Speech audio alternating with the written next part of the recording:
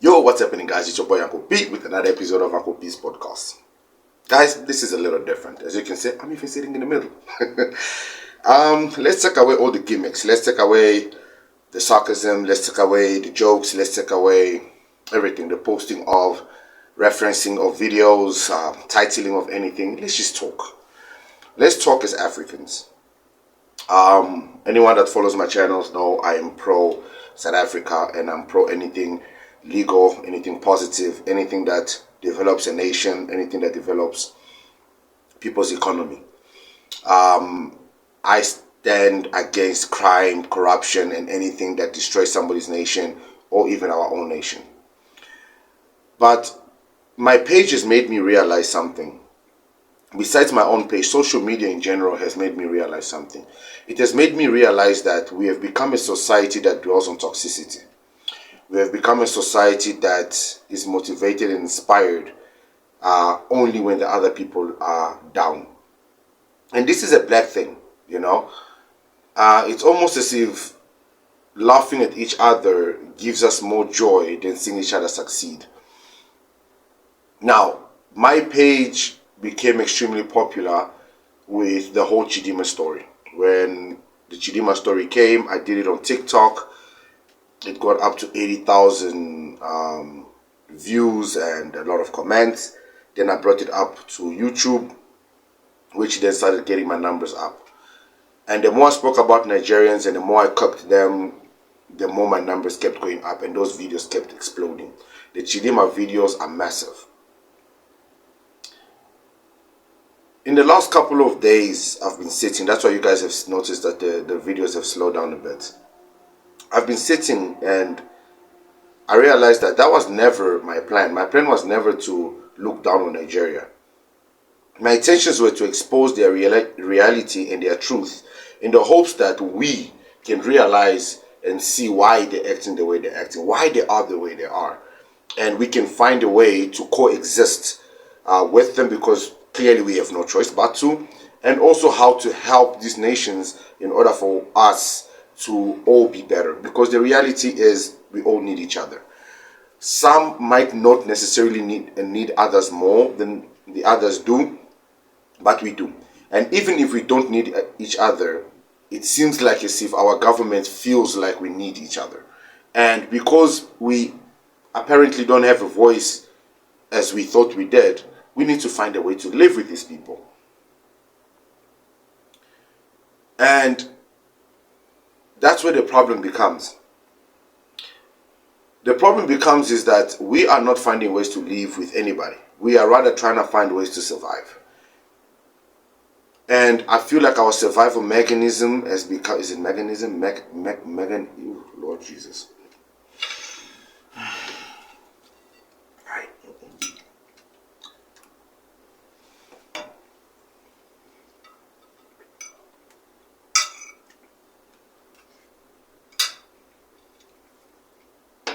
English went south very fast. Coping mechanism. I've never been able to say this word. Coping mechanism. Mechanism.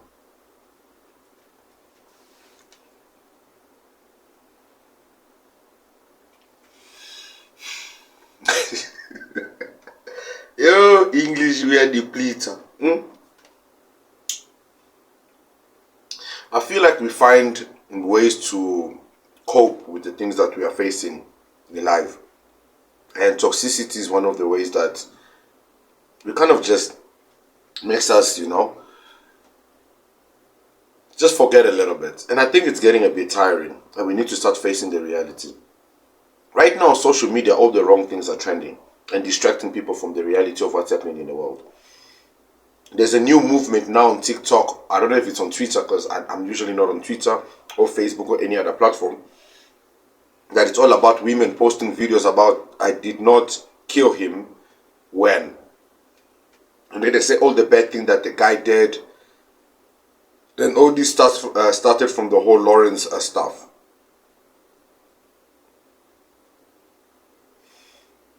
And it's so sad. You see these beautiful women, clearly educated women because they speak well, just doing content for numbers.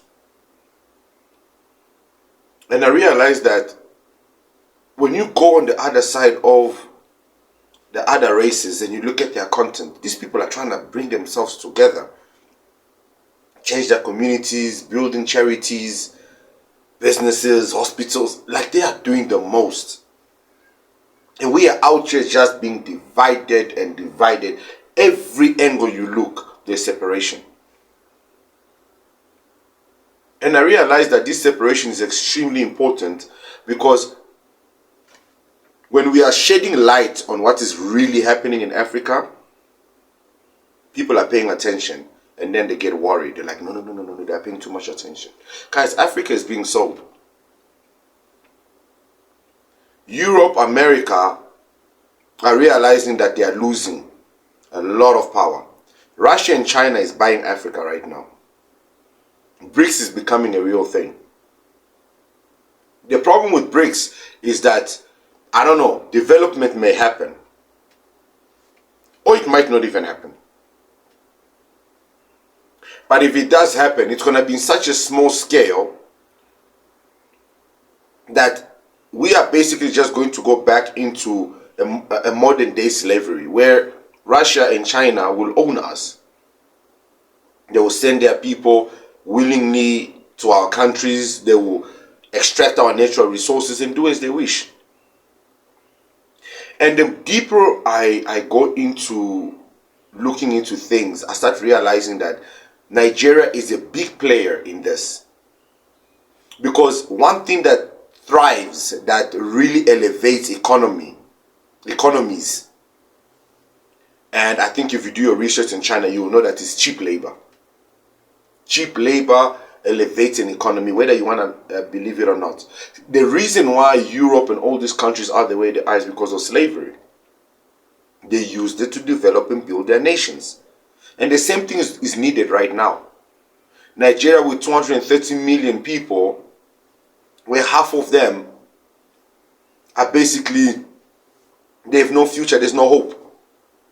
They are the perfect modern day slaves. You give them a glimpse of a good or a bright future, they want to chase it. But the issue is, South Africa is not like that. And South Africa now, and I've realized this, that South Africa is like a radio station. South Africa is broadcasting truths to Africa and the world that they don't want broadcasted. You need to understand, the way I speak on my channel and the things that I put out here, if I was in Angola, Nigeria, or any other country, they would have gotten rid of me a long time. South Africa is a country of law. If I just, boom, suddenly disappear, questions will be asked. People will start talking, and eventually something will appear. South Africa is like that nation that was not expected to know what they now know.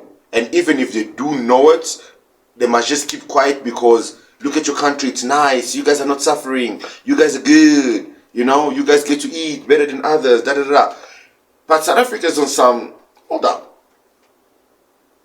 Why is this happening? Why is that? South Africa asks questions. South Africans, they ask questions. And their constant need to get answers is leading other Africans to start also asking questions about their countries. South African content creators are brave because they believe in the laws of their country and their freedom of speech. And they are awakening a lot of African countries. And this is the reason why I think South Africa is being targeted massively. Because South Africa is literally the voice of Africa. The only voice that has a say. BRICS will not be in existence without South Africa. If South Africa decides I'm not dealing with China anymore or Russia, a lot of African countries will follow suit.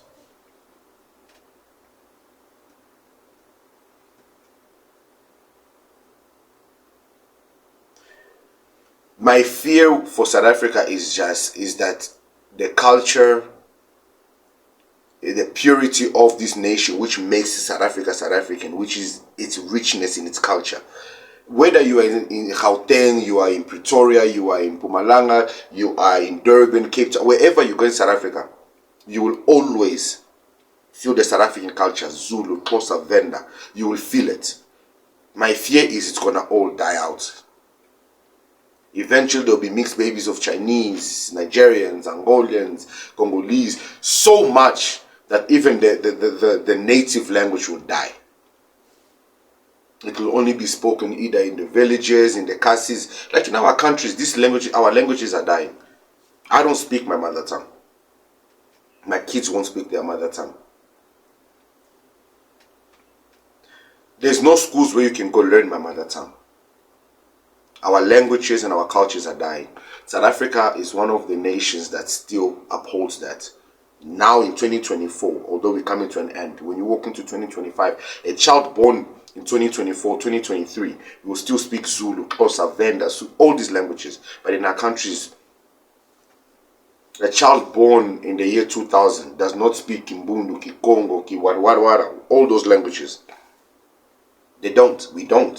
Because there's no school teaching it. There's no books. It just doesn't exist anymore. And many countries are going through this. Now imagine a nation like Nigeria with over 500 languages. And the level of poverty that they have. They can easily manipulate that nation. But anyways, guys, tell me what you guys think below. Do you think that we are getting distracted on unnecessary things? Because I'm beginning to notice that I can't keep doing this, guys. I want to educate you guys on what's happening in Africa, what's happening in South Africa, and how we can better this country. Bringing you guys problems and talking about problems. This person did this, this one did that. Hey, look at their poor country. Hey, look at that. It's not going to get us anywhere. We have to be progressive people. Guys, we are literally on 3,100 subs. That's a congregation. Can I get an amen? I got a whole congregation here. I got a whole lot of people watching. And there's even more people that watch that are not subscribers. So what I'm trying to say is, instead of using this channel to cook Nigerians every single day and every other race that is doing nonsense, look, it's bringing light to what they are doing. That one, it's a fact. It's going to be given. If they do nonsense, we're going to bring it out there. But we are standing like them. We're behaving like them now. They're exposing South Africa for being an HIV republic and all this, but we all know all this stats is just nonsense but they're still coming into the country. So now that we know all these truths, now that we've been speaking about this for all these months, why not move into the new year with a new mentality of growth? I got 3,100 people here. We can all decide on which party we're going to vote next year and actually make a change. We can all decide on which communities to help. Guys, YouTube paid me 1,997 Rand this month. Last month they paid me 1,575. I'm going to take screenshots and put it up here for guys. Guys, I'm not hiding the amount of money I'm making on my channel. So now imagine if all 3,000 people started donating, watching full videos, liking. I should be having 3,000 likes plus on this video and shares. And we started making way more than this. Guys, imagine what we could do for the Soweto community, Tembisa community, for villages and everything else. We could actually do more. What we could do for people who want to open up sponsorship, because our government is not doing it. This channel can become more than just me talking and making a few bucks and withdrawing it and buying my kids nice things. It can be more than that. I honestly want to make change. I'm 37 now, and I'm asking myself, what's the way forward? Is it the fact that the video must get to 1,000 views so that it actually makes some money, and then hopefully it gets to, it trends to 3, 4, 5,000 more people watch it? And it's like, you know what, I really want to make real change. I want to make real change. And if this video gets to 5,000 views, this specific video gets to 5,000 views, 2025, it will be all about real change. We will still talk about the real facts. Like right now, Julius Malema, yeah, things are bad. We'll still talk about everything that is factual, but then we will talk about the changes that needs to be done in order for those things to become something that is worth. Wow. You gotta start making changes in communities, guys. A lot of people that watch my channel, some of them haven't eaten since morning. Some of them don't know where their next meal is going to come from. Some of them haven't paid their bills. Some of them are struggling with school fees and things like that. So why not utilize this channel, grow it to such an extent that we are a community that helps each other? I'm your boy Uncle P. I'll see you guys in the next one. It might just be a cooking session. I'm joking. Bye. Peace, guys.